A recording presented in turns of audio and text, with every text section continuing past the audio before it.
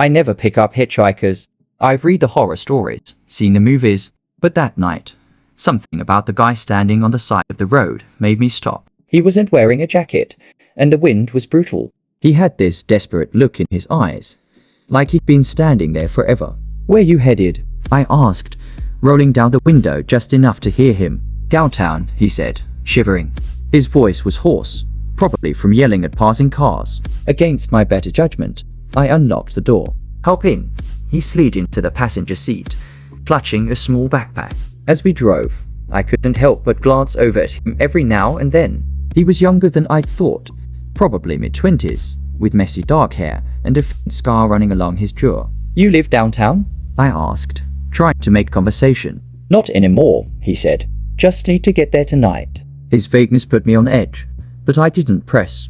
He didn't seem dangerous, just lost. We drove in silence for a while, the sound of the tires on the wet road filling the space. Then, out of nowhere, he said, "You shouldn't have stopped for me." I froze for a second, gripping the wheel tighter. What's that supposed to mean? He stared straight ahead. "People don't stop. Not for me." "That's a pretty grim outlook," I said, trying to keep my tone light. "I guess you got lucky." He chuckled, but it wasn't the kind of laugh that put you at ease. "Yeah, lucky." Something felt off. I couldn't put my finger on it, but the air in the car seemed heavier now. I glanced at the backpack on his lap.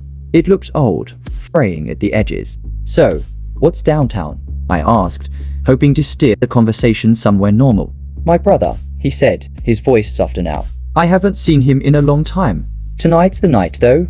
"That's good," I said. "Family's important." He didn't respond, just nodded. We were about 10 minutes from the city when he suddenly spoke again.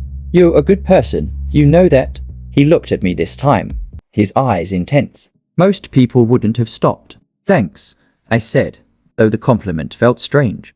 "But really, you should be more careful. Not everyone out here is trustworthy." He smiled, and it sent a chill down my spine. "Oh, I know." I didn't have time to ask what he meant because, a moment later, he said, "Pull over here. This is fine." We were still on the outskirts of town. Nothing but an empty gas station and a flickering streetlight nearby. I hesitated but pulled over. He opened the door and got out, slinging his backpack over his shoulder. "Thanks for the ride," he said. Then he leaned down, looking me dead in the eye. "Be careful on the road tonight." Before I could respond, he turned and walked off, disappearing into the shadows. I sat there for a moment, uneasy, but relieved to be alone again. That's when I noticed the backpack. It was sitting on the passenger seat. "Hey!" I yelled, grabbing it and jumping out of the car. But he was gone, nowhere in sight. I debated for a moment before unzipping the bag. Inside were photographs, hundreds of them. They were all of me. I staggered back, my heart racing. Some of the photos were recent, me at work, walking my dog, sitting in my car. Others were older, from places I hadn't been in years. At the bottom of the bag was a note, scrawled in messy handwriting. "You've saved yourself tonight." I never saw him again.